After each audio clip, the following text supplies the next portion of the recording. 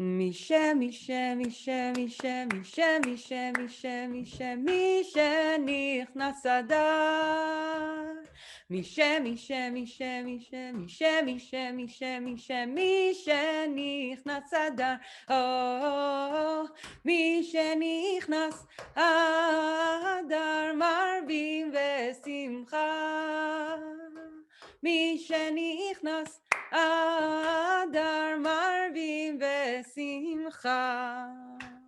When the month of Adar comes, we increase in happiness. Adar, this month that we are in, started just last week, and we increase in happiness. One explanation is that it's because Purim is coming this Thursday night and Friday, and therefore, when Adar hits and we think ahead towards Purim, the joy kicks in.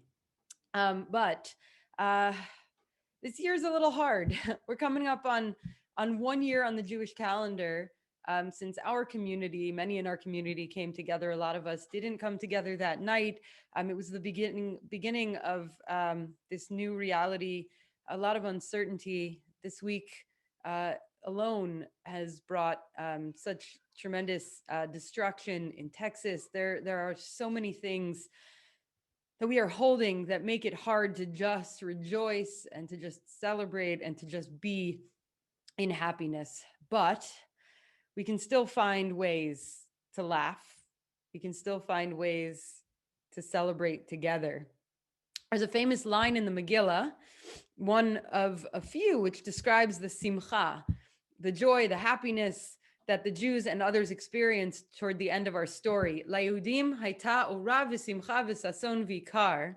The Jews had light and joy and happiness and honor. It's a line that's made its way into our Havdalah service every week.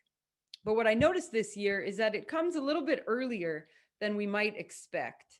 It comes after Mordechai is promoted at the end of the story. So some of the fate that the Jews thought they were facing, the destruction, had turned on its head, and it's given after the Jews are given permission to defend themselves, but before they actually go out and fight.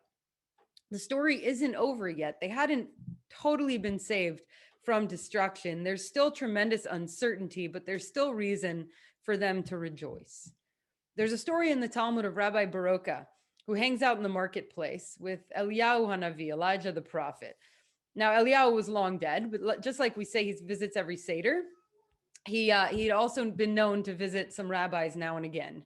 And Rabbi Baroka was wondering, hey, I wonder if there's anyone here in this marketplace who has already locked in a spot in the world to come, whatever that means.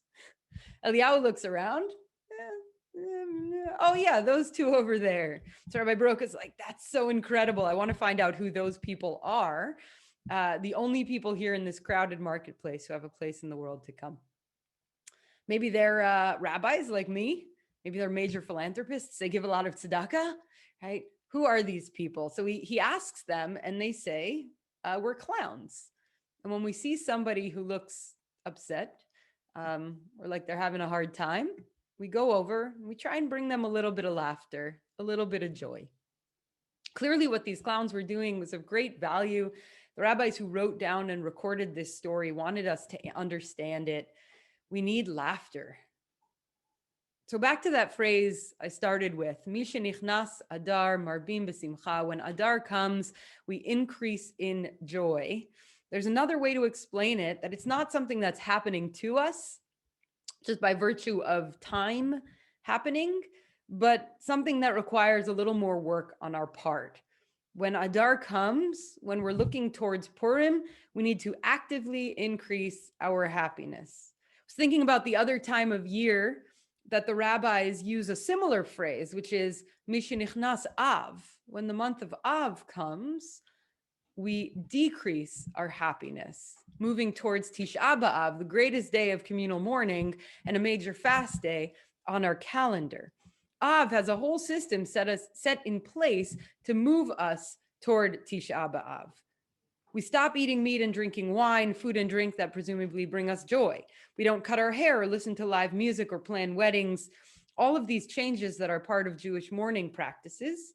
We change our behaviors in Av, because we know that behaviors impact our mood and our state of mind.